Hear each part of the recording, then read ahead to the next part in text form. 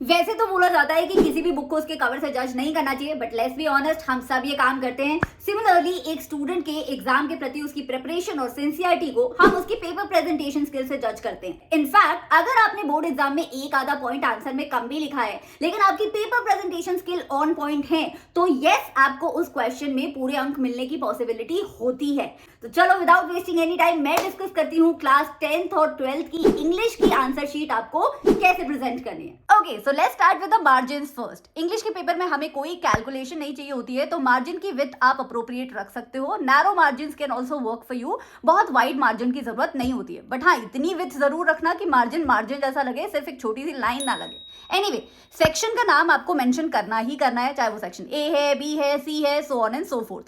जब भी एक सेक्शन आप शुरू करो तो पहले उसे कंप्लीट कर लो और बाद में किसी और सेक्शन पे मूव ऑन करो। Now let's come to the question numbers. Question numbers are really essential, no matter आप कौन सा सेक्शन अटेम्प्ट कर रहे हो। अब कई बच्चे पूछते हैं कि मैम हमें ऑप्शन लिखना है या पूरा पूरा सेंटेंसेस लिखना है। आपकी चॉइस है। मुझे पूरा सेंटेंस लिखना पसंद है, बट आप अपने लिए डिसाइड कर सकते हो। जब भी ऑप्शन लिखो तो आप उसे हाईलाइट भी कर सकते हो। हाईलाइट करने के बहुत सारे तरीके होते हैं। चाहो तो आप एक लाइन खींच दो, चाहो तो आप दो लाइन खींच दो, चाहो तो आप इस तरीके से लाइन बना दो। तो ये सारे बॉर्डर्स आप पेपर में यूज कर सकते हो। मैंने यहाँ पे आपको समझाने के लिए बनाया है, आप ऐसा पेपर में बना के मत आना।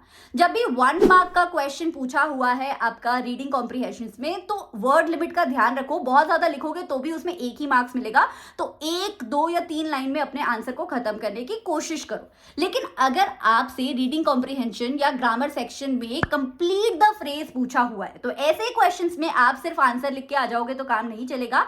आपको पूरा सेंटेंस लिख देना चाहिए और फिर जो फिल इन द ब्लैंक वाला पार्ट था उसे हाईलाइट कर देना चाहिए। लाइक आई सेड, हाईलाइट करने के बहुत सारे तरीके हैं, single line and also double line. Now let's move on to the grammar section. Grammar section में भी आपको ऊपर पहले ग्रामर सेक्शन मेंशन करना है और फिर क्वेश्चन नंबरिंग के साथ आंसर को प्रेजेंट करना है। अगर फिल इन द ब्लैंक है तो आप पूरा सेंटेंस लिख सकते हो। अगर वो पूरा सेंटेंस लंबा है तो सिर्फ ब्लैंक वाला पार्ट भी लिख सकते हो। दोनों ही ठीक है, मार्क्स तो आखिर ब्लैंक वाले पार्ट के हैं, but it is always advisable कि अगर आप पूरा सेंटेंस लिख दो। एरर और करेक्शन वाले क्वेश्चंस में हमेशा ध्यान रखना कि आपको एरर भी मेंशन करना है और करेक्शन भी मेंशन करना है। अगर आपने गलती से कोई गलती कर दी है तो उससे पूरा पेज काटने की जरूरत नहीं है। वहां पे एक छोटा सा क्रॉस लगा के आप अपना आंसर सेम लाइन में भी लिख सकते हो या फिर आप दूसरे लाइन में भी लिख सकते हो। मैंने यहाँ पे हर आंसर के बीच में एक एक लाइन छोड़ी है, चाहे वो रीडिंग सेक्शन हो चाहे ग्रामर सेक्शन हो। आप चाहो तो दो दो लाइंस भी छोड़ सकते हो, लेकिन 2 लाइन से ज्यादा लाइन छोड़ोगे तो पेपर बहुत ब्लैंक लगेगा। And now let's move on to the writing section. Writing section में बहुत जरूरी है कि आप सही फॉर्मेट यूज करो। फॉर्मल लेटर का सही फॉर्मेट ये है और पैराग्राफ राइटिंग का सही फॉर्मेट ये है। अगर आपके क्वेश्चंस में सैल्यूटेशन मेंशन है, मतलब कि मेंशन्ड है आप किसी मेल को लेटर लिख रहे हो या फीमेल को, तो वही अप्रोप्रिएट सैल्यूटेशन का इस्तेमाल करो। अगर नहीं मेंशन्ड है तो आप आइदर ऑफ द सैल्यूटेशन इस्तेमाल कर सकते हो, यानी डियर सर या डियर मैम दोनों ही अप्रोप्रिएट है वहां पे। Now let's come to the main part which is the answer writing section, यानी कि लिटरेचर सेक्शन।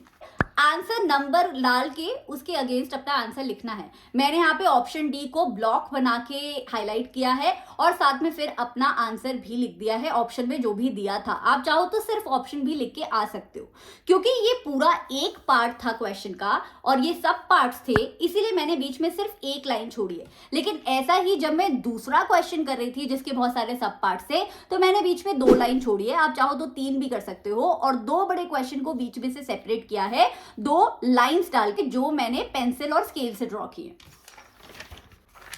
नाउ जब मैंने शॉर्ट आंसर या लॉन्ग आंसर्स लिखे हैं तो वहां पे हाईलाइट करने की कोशिश की है। फॉर एग्जांपल नेल्सन मंडेला के इस क्वेश्चन में मैंने ये जरूर मेंशन किया है कि उनकी इंटीग्रल क्वालिटी थी as a winner to never give up. Similarly Bholi वाले क्वेश्चन में जहां पे ये पूछा हुआ है कि क्या सही में उसकी टीचर उसकी आर्टिस्ट थी और वो टीचर की मास्टरपीस थी, मैंने वहां पे लास्ट की इस लाइन को जो मेरे आंसर को पूरा सम अप करती है उसे अच्छे से हाईलाइट कर दिया है, क्योंकि ये जो सेंटेंस है ये पूरे क्वेश्चन का और मेरे पर्सपेक्टिव का निचोड़ है। नाउ अगर इस क्वेश्चन को अगर आप देखोगे तो ये थोड़ा बड़ा है। यहाँ पे पूछा हुआ है कि मटिल्डा की जिंदगी कैसे बदल गई थी डिनर पार्टी से पहले और डिनर पार्टी के बाद। तो मैंने यहाँ पे आंसर को 2 पार्ट्स में ब्रेक किया। आप लॉन्ग आंसर्स को 2 पार्ट्स में या 3 पार्ट्स में ब्रेक कर सकते हो।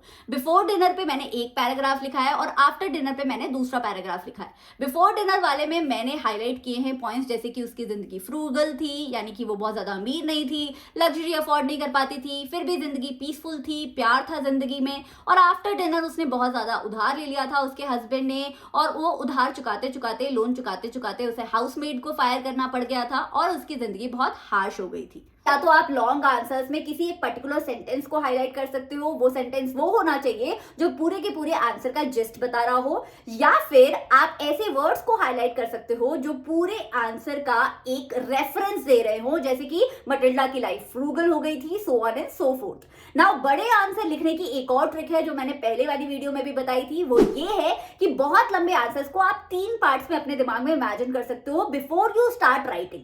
दोस 3 parts are introduction, main body and conclusion. Introduction जो है वो आप क्वेश्चन से ही ड्रॉ कर सकते हो, यानी कि क्वेश्चन की लैंग्वेज से आप पहले 2 सेंटेंस बना सकते हो, that would be your introduction. Main body में आपसे क्वेश्चन में जो पूछा हुआ है उसके अकॉर्डिंग आप मेन पॉइंट्स डालोगे जो आपके क्वेश्चन में आपका आंसर डिफाइन करेगा। और फिर कंक्लूजन में अगर आपका पर्सपेक्टिव पूछा है तो आप अपने पर्सपेक्टिव से कंक्लूड कर दो, या फिर अगर आपको लंबे से आंसर को समराइज करना है तो लिंकिंग वर्ड्स जैसे कि हाउएवर, ऑल्दो, देयरफॉर का इस्तेमाल करके पूरे आंसर का एक जिस्ट दे दो 1 या 2 सेंटेंसेस में। अच्छा, मुझसे अक्सर बच्चे पूछते हैं कि मैम हमें पेपर में सिर्फ ब्लू पेन अलाउड है और पेंसिल अलाउड है, तो इन 2 चीजों से हम पेपर में हाईलाइटिंग कैसे करें? हाईलाइटिंग के बहुत सारे तरीके हैं। आप अलग अलग तरीके के अंडरलाइन यूज कर सकते हो, जैसे कि ये।